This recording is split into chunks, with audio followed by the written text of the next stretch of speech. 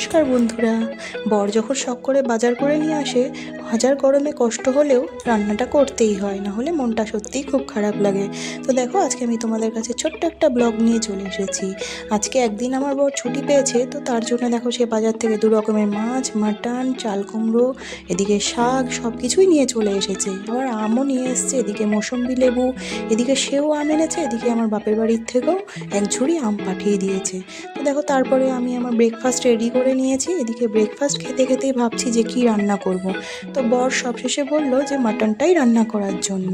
তো আমি ভাবলাম মাটন রান্না করব, ঠিক আছে, কিন্তু আমার বর তো মাটন দিয়ে বা চিকেন দিয়ে ভাত খায় না।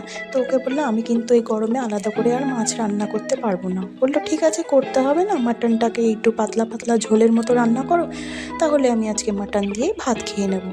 হাজার হলেও গরমে কষ্ট পাচ্ছি দেখে তারও হয়তো মনটা খারাপ লেগেছে, এই জন্যই মাটন দিয়ে ভাত খাওয়ার জন্য রাজি হয়ে গেছে। এদিকে আমি মাটনটাকে ম্যারিনেশন করে রেখে দিয়ে খানিকক্ষণের জন্য শাকটাকে কুটে বেছে নিয়েছি এবং মাটনের মশলাটাও করে নিয়েছি। তো তারপরে আমি আমড়াটাকেও ছাড়িয়ে নিয়েছি চাটনির জন্য।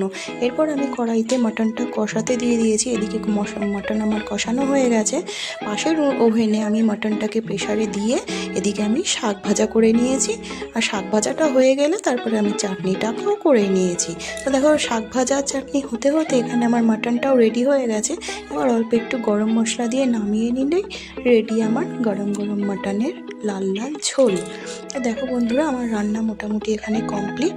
সব রান্নাই আমার হয়ে গেছে। শাক ভাজা, মাটনের ঝোল, এদিকে আমড়ার চাটনি, আর অল্প একটু আমি স্যালাডও কেটে নিয়েছি।